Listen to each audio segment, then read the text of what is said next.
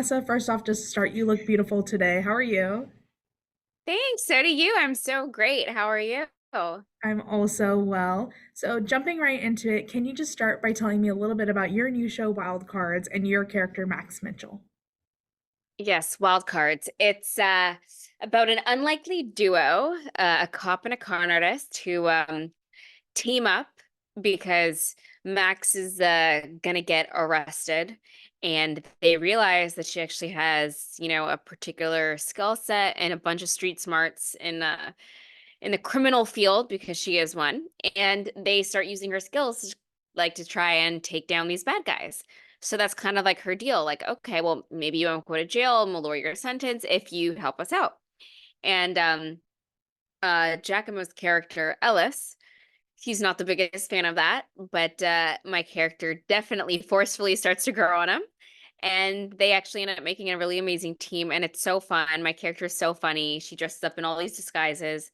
Yeah, it's a really great time, and it's on the CW on Wednesdays at 8 p.m. And yeah. Awesome. So, in Wild Cards, you mentioned you play Max. So, Yeah. Max is a skilled con artist with a knack for scheming. So, how did you prepare for such a complex character? I watched a lot of like con artist shows, movies, Money Heist, Catch Me If You Can, Ocean's 11, Ocean's 8. I just studied really likable con artists and that dynamic because being a good con artist, you have to be super likable. That's how they manipulate their target. Um and yeah, I did that character study, practiced some accents and things like that. Not that my accents were amazing, but like the whole point of it is that it's fun. Um and yeah, just kind of dove in. And as an actress, you've portrayed a range of characters across tons of different genres. Yeah. So, what drew you to this role for Max? This role for Max. I just loved how she had so much depth. And first of all, she's a lead character, number one on a call sheet. That was so exciting for me. I've never had that before.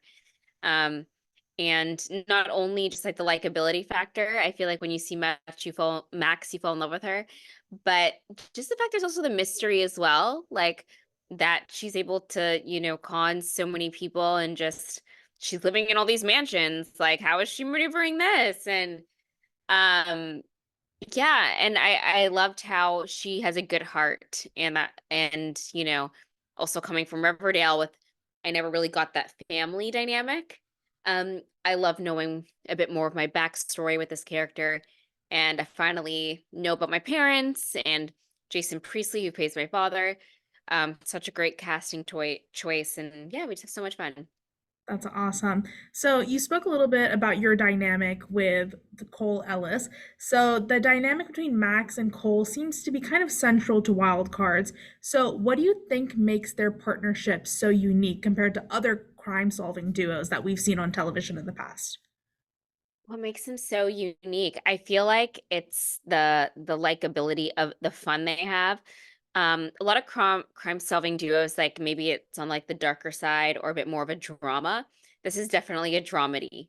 Yeah, there's some serious, we're dealing with serious topics, but we're comedic with it, and we're like having fun. There's a lot of character development, and it's definitely family content, which I love. It's feel good TV. So a lot of other procedurals, they can lead on the darker side, and I'm really happy that I'm part of something that's like more positive. That's awesome. And both those characters are brought together by the unusual circumstances that you brought up. Yep. So how do you think that their initial clash of personalities evolves throughout the season? Initial clash of personalities. You know, I think it's because they're really solving the crimes together. And that in itself is creating a bonding experience. And they're starting to see each other more than just the surface. And with seeing each other comes this, this real love for each other, whether it's friendship or whether it turns into more. I think and they're actually a lot more similar, even though he's like the darker one and I'm the more bubbly one. They both have pain that they've experienced in their life and they can actually relate to a lot. Yeah, that's awesome. And you also spoke about being able to have like a super rich backstory with this and some of Max's like hidden depths. So, can you give us a little bit of insight of what drives Max's motivations and actions throughout the series? I think what drives her motivations, first of all, is getting her father out of jail. I think that's the biggest thing. That's like her person. She loves her dad. Also, she's only known the con artist life. So I think when that's all you know, she gets a high out of being that con artist, right?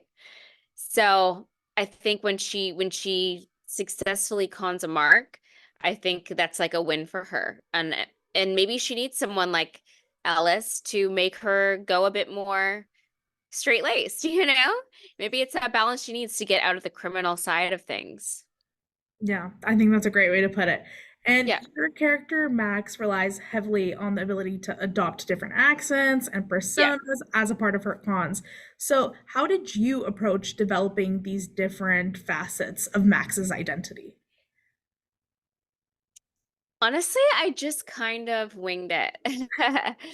Um, Combined with thinking of characters on different shows and movies that I like that I wanted to, like Ocean's 8, Ocean's 11, and stuff like that. Um, I just kind of thought about a really likable character and I took a lot of me, my personality, and how I would say things and just kind of morphed a bunch of other things that I liked, and that became Max. Yeah, that's awesome. And so the relationship between Max and Ellis is a central focus of the show. So, Yep. can you tease any upcoming developments or challenges that the two might face as the series is going to continue to progress? The two might face. I think they might face, her wanting to do things maybe a bit more illegally, her loyalty to her father and family, and his loyalty to the law. Um, I think that will be their biggest hurdle. Yeah. Oh, that's a good way to tease it a little bit. Yeah. And so Wild Cards offers a very fresh take on the crime-solving genre. So what are you hoping that audiences are going to take away from watching this show, particularly in terms of like the character dynamics or the way the story is being told? What are they going to take from it? Yeah. Well, what are you hoping that they're going to take away from it? I hope they just feel good after watching it. That's what I hope from this. I hope that they, get I think they're gonna love the mystery. Each episode has a mystery you have to solve. So I feel like if you're watching it, it's always fun to like try and solve, oh, who did it? Who did it? Because each episode's kind of like a new episode. And I think that they're gonna take away, really beautiful relationships and something that you can watch and just that feel good family content, which I find we're lacking a lot of these days, instead of like the dark murderous, shows that are constantly being put in our vortex. I think that this is, on the lighter side, and I'm happy to be a part of that. That's a great way to put it. Is there anything Mhm. else that you're working on this year that your fans can look forward to? Yeah, I'm working on a script that I'm almost done writing. So with a friend of mine, and other than that, hopefully that'll be done in the next couple months, and then we'll start, putting things in the works. But um there's been projects that I haven't put in front of me, and it just depends if there's gonna be a season 2 or not. And yeah. So hopefully I'm starting season 2 in the summer. And that's so exciting. Well, it's such a pleasure getting to speak to you and about the show today. Is there anything else that you wanted to add before we end today's interview? No, just yeah, hope everybody tunes in. Great, awesome. Thank you so much. Thank you so much.